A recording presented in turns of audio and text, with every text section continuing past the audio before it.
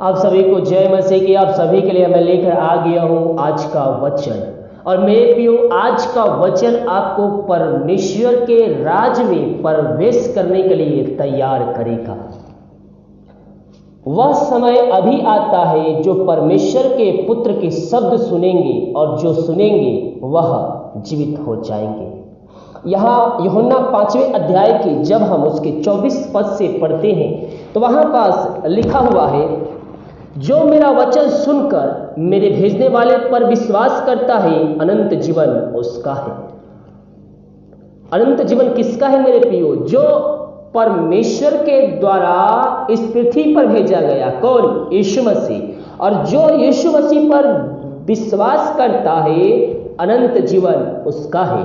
जो मेरा वचन सुनकर मेरे भेजने वाला विश्वास करता है अनंत जीवन उसका है और उस पर दंड की आज्ञा नहीं है, परंतु वह मृत्यु से पार होकर जीवन में प्रवेश कर चुका है। कौन? मृत्यु से पार होकर जीवन में प्रवेश कर चुका है। जो व्यक्ति यीशु मसीह को अपने जीवन का उद्धारकर्ता प्रभु यीशु मसीह को स्वीकार कर लिया है, अपने पापों का अंगीकार कर लिया है, अपने पापों की क्षमा उससे मांग लिया है, वह व्यक्ति मृत्यु से पार होकर जीवन में प्रवेश कर चुका है। क्यों? क्योंकि मेरे प्रियो, इस पृथ्वी के बाद जब हम ये पृथ्वी छोड़ते हैं और हम मसीह में सोते हैं, हम उसके वचनों पे हम चलते हुए हम मसीह में सो गए, तो जब यीशु मसीह का दूसरा आगमन होगा, जब तुरही फूंकी जाएगी, आकाश की शक्तियां हिलाई जाएंगी और प्रभु यीशु मसीह अपने स्वर्गदूतों के साथ बड़ी सामर्थ्य जब महिमा के साथ इस पृथ्वी पर आएगा तो सबसे पहले मृतक ही जिंदा किए जाएंगे। यह वचन कहता है 25 पद में, मैं तुमसे सच सच कहता हूं वह समय आता है और अब है जिसमें मृतक परमेश्वर के पुत्र का शब्द सुनेंगे और जो सुनेंगे वे जिएंगे। क्योंकि जिस रीति से पिता अपने आप में जीवन रखता है उस रीति से उसमें पुत्र को भी यह अधिकार दिया गया है कि अपने आप में जीवन रखे। हम अगर अपने पापों की क्षमा उससे मांगकर हम उसके वचनों पे चलते हैं मेरे प्रियो, हम उसकी आज्ञाओं पर हम चलते हैं, तो हम मृत्यु से पार होकर हम अनंत जीवन में हम प्रवेश कर चुके हैं। और यहाँ कहता है 27 पर, वरन उससे न्याय करने का भी अधिकार दिया है, इसलिए कि वह मनुष्य का पुत्र है। किसको न्याय करने का अधिकार दिया गया है? परमेश्वर अपने पुत्र प्रभु यीशु मसीह को अधिकार दिया है कि वह न्याय कर सके।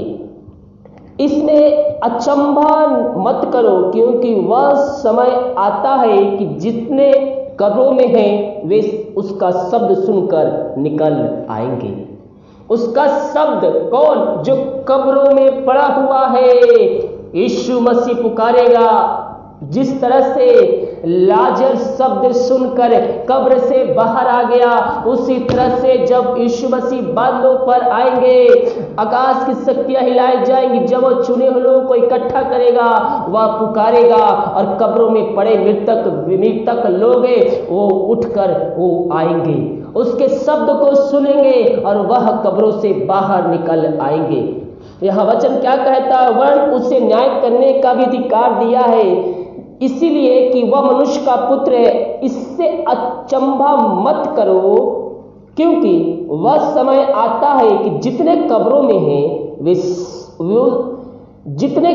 हैं उसका शब्द सुनकर निकल आएंगे। जिन्होंने भलाई की है वे जीवन के पुनरुत्थान के लिए जी उठेंगे और जिन्होंने बुराई की है वे दंड के पुनरुत्थान के लिए जी उठेंगे।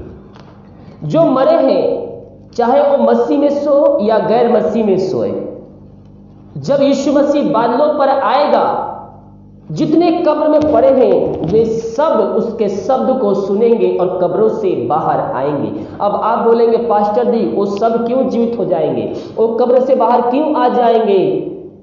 हम मसीह में हैं, हमें सिर्फ आना चाहिए। लेकिन बाइबल क्या कहती है मेरे प्रियो? उसके 29 पद को, यूहन्ना 5 अध्याय के उसके 29 पद को पढ़ेंगे तो यहाँ पास लिखा है जिन्होंने भलाई की है वे जीवन के प्रस्थान के लिए जी उठेंगे, यानी कि वह यीशु मसीह के साथ संगी रहेंगे, यीशु मसीह के साथ वह राज करेंगे, वह स्वर्ग राज्य में बैठाए जाएंगे। और जिन्होंने बुराई की है वे दंड के पुनः स्थान के लिए जी उठेंगे। जो भलाई किया है, जो बुराई किया है, वह दोनों जीवित होंगे, लेकिन दोनों में फर्क है।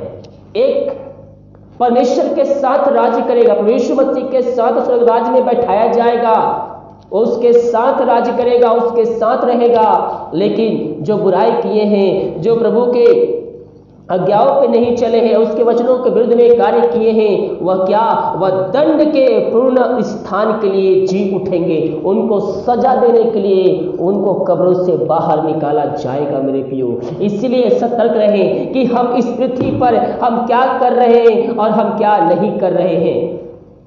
हालेलुया।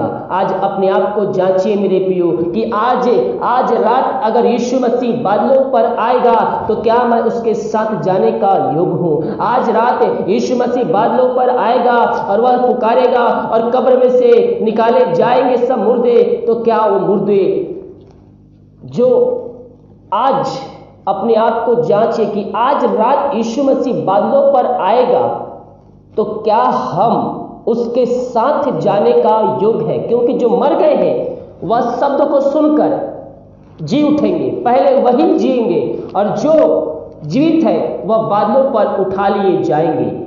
बाकी सब यही छूट जाएंगे। जो उसके जीवित है, जो उसके वचनों पे चल रहा है, वह उठा लिए जाएंगे। हालेलुया।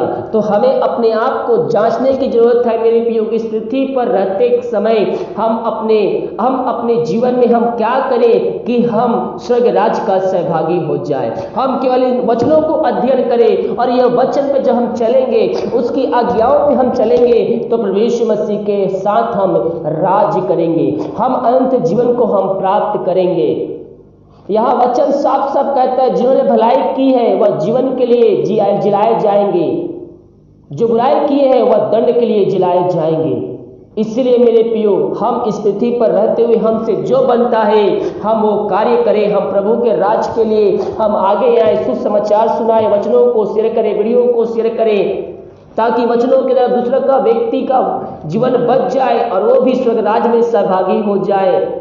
जब हम वचन शेयर करते हैं मेरे प्रियो, जब प्रार्थना शेयर करते हैं, तो बहुत से निराशा में पड़ रहते, समस्याओं में घिर रहते हैं, उनको कोई समझाने वाला नहीं होता है। लेकिन जब ये वचन पढ़ते हैं, जब ये वचन सुनते हैं, प्रार्थना को सुनते हैं, तो उनके अंदर एक विश्वास हो जाता है कि मेरा चिंता करने वाला कोई है।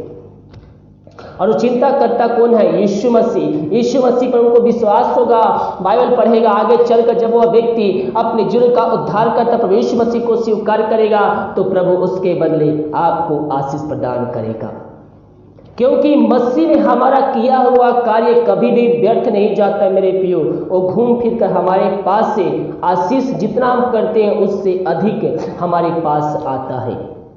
हम देखें कि हम क्या कर रहे हैं, प्रभु के कार्यों में सहयोग कर रहे हैं या नहीं कर रहे हैं, हम उसके राज के बढ़ोतरी के लिए हम अपने से क्या कर रहे हैं। और जब हम अपने आप को जांचेंगे, गलतियां हम पाएंगे, उन गलतियों को हम हमारे जीवन से निकालना है, प्रभु यीशु मसीह के वचनों पर हमें आगे बढ़ना है।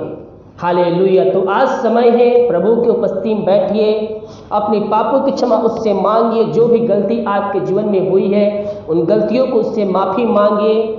वह दयालु परमेश्वर, हमकारी परमेश्वर है। वो हमें अपने लहू से धो कर शुद्ध और पवित्र करेगा और हमें अपने राज का वारिस बनाएगा। परमेश्वर वचनों की तरह हम सबको आशीष प्रदान करें। आइए हम प्रार्थना की ओर चलते हैं।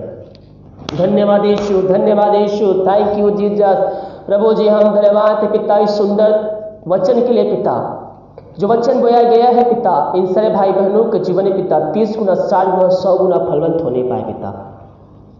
ये वचनों के द्वारा पिता इनका हृदय परिवर्तन होने पाए, ये वचनों के द्वारा इनका जीवन में आशीष उतरने पाए पिता। घर से हर एक बंधन टूटने पाए, जीवन में जो बंधन है वो बंधन टूटने पाए, अंधकार की शक्ति आत्माएं इनके जीवन से निकलने पाए पिता। पुत्र पवित्र आत्मा के सामर्थ्य नाम में हम इनको आशीष की, चंगाई की, छुटकारे की हम घोषणा करते हैं। यीशु नाम, इसी घड़ी इनके जीवन में बरकत उतरने पाए पिता।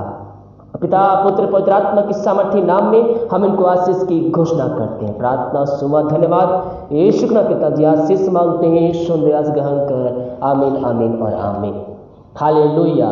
वीडियो को लाइक कमेंट सही कीजिए ताकि और भाई बहनों यीशु मसीह को जानकर जीवन का उद्धार करता स्वीकार कर सकें। God bless you.